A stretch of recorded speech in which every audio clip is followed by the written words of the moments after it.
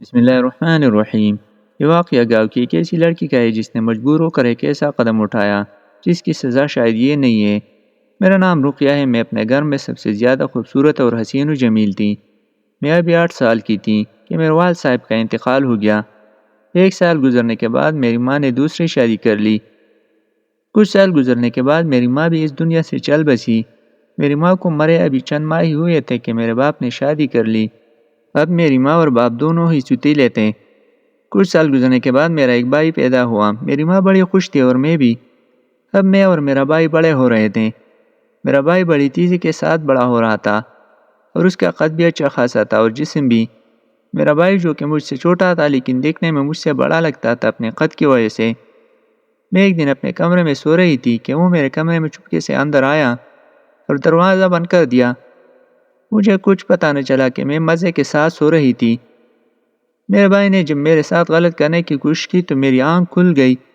میں نے شور مچا دیا۔ اب میرا باپ اور میری اماں آ گئی میرا شور سن کر۔ میں نے ان کو اپنے بھائی کی کرتوتوں کے بارے میں بتایا تو وہ کہنے لگی، تم یہ کیا کہہ رہی ہو؟ تمہارا دماغ تو ٹھیک ہے نا؟ اپنے بھائی پر اتنا گندا الزام لگا رہی ہو؟ تم کو تو پتہ ہے تم کیا کہہ رہی ہو؟ میں نے کہا میں سچ کہہ رہی ہوں۔ ماں میرے بھائی سے کہنے لگی تم بھی کچھ بولو کہ کیا ہوا ہے؟ بھائی کہنے لگا کیا بولوں، میری بہن نے تو مجھے بولنے کے لیے چھوڑا ہی نہیں۔ میں کیا بولوں، اتنا گندا الزام میں سوچ بھی نہیں سکتا کہ میری بہن مجھ پر یہ الزام لگائے گی۔ ماں نے مجھے برا بھلا کہہ کر خاموش کروا دیا اور میں خاموش ہو گئی۔ کچھ ہی دن گزرے تھے کہ میرا ستیلا باپ میرے کمرے میں آیا اور اس نے بھی وہی حرکت کرنے کی کوشش کی جو میرے ستیلے بھائی نے کی تھی۔ میں نے پھر شور مچا دیا۔ اب کی بار تو میری ستیلی ماں نے مجھے خوب برا بھلا کہا اور کہا تم شادی کرنا چاہتی ہو اس لیے کبھی بھائی پر اور کبھی اپنے باپ پر اس قسم کے الزام لگاتی ہوں۔ میں اس دن بڑا روئی کہ کاش میری سگا ماں زندہ ہوتی تو میں اس طرح ذلیل نہ ہوتی۔ کچھ دنوں کے بعد میری ستیلی ماں اور باپ پتہ نہیں کہاں گئے ہوئے تھے کہ میرے بھائی نے میرے کانے میں پتہ نہیں کیا ملا دیا کہ میں بے ہوش ہو گئی۔ اس نے میرے ساتھ زنا کیا اور مجھے پتہ بھی نہ چلا۔ میں جب ہوش میں آئی تو مجھے عجیب سا محسوس ہوا لیکن میں نے غور نہیں کیا، مگر کچھ ماہ گزرنے کے بعد میں حاملہ ہو گئی۔ میرے تو جیسے ہوش ہی اڑ گئی۔ میری ستیلی ماں کہنے لگی تم بے غیرت ہو، پتہ نہیں کس کے ساتھ منہ کالا کیا ہے تم نے، اور کبھی اپنے بھائی اور کبھی اپنے باپ پر الزام لگاتی ہوں۔ میں بڑا روئی، ماں مجھے نہیں پتہ یہ کس کا بچہ ہے اور نہیں میں نے کسی کے ساتھ زنا کیا ہے۔ میں خود بڑی پریشان تھی کہ یہ بچہ آخر کس کا ہے، لیکن میں کسی پر الزام بھی نہیں لگا سکتی تھی۔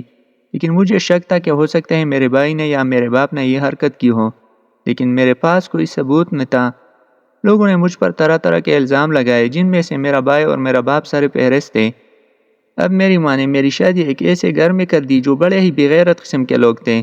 انہوں نے میرے بچے کے ساتھ ہی نکاح لیا تھا اور کہا تھا کہ کوئی بات نہیں ہم پرورش کریں گے اس بچے کی۔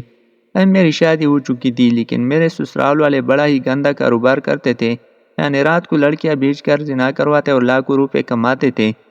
میں یہ سب دیکھ کر بڑی پریشان تھی کہ میں کہاں آ گئی ہوں، اور دل ہی دل میں ڈرتی رہتی تھی کہ میرے ساتھ بھی کوئی برا نہ ہو جائے، کیونکہ میرا شوہر بھی کوئی اچھا انسان معلوم نہیں ہوتا تھا۔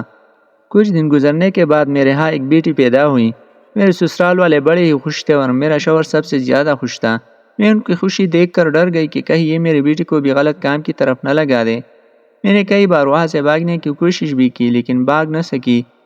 ایک دن میرے بھائی کا دوست میرا گھر آیا اور مجھے کہنے لگا، بہن میں تمہارے ساتھ بات کرنا چاہتا ہوں۔ میں نے کہا جی آپ کریں۔ وہ مجھے کہنے لگا، بہن بات تو بڑی شرمناک ہے پر میں دل ہی دل میں رکھ کر مرتا جا رہا ہوں۔ میرا دل زور زور سے دھڑکنے لگا کہ اللہ خیر کرے، پہلے ہی بڑا الزام لگ چکے ہیں مجھ پر، اب یہ کون سی بات کرنا چاہتا ہے؟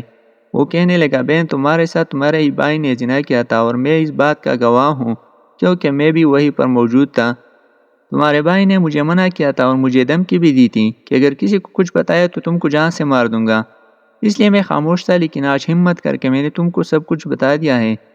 میرے دل کا بوجھ ہلکا ہو گیا ہے۔ اور وہ مجھ سے کہنے لگا، بہن اگر کسی چیز کی ضرورت ہوئی تو مجھے یاد کرنا، میں ضرور تمہاری مدد کروں گا۔ اور وہ وہاں سے چلا گیا۔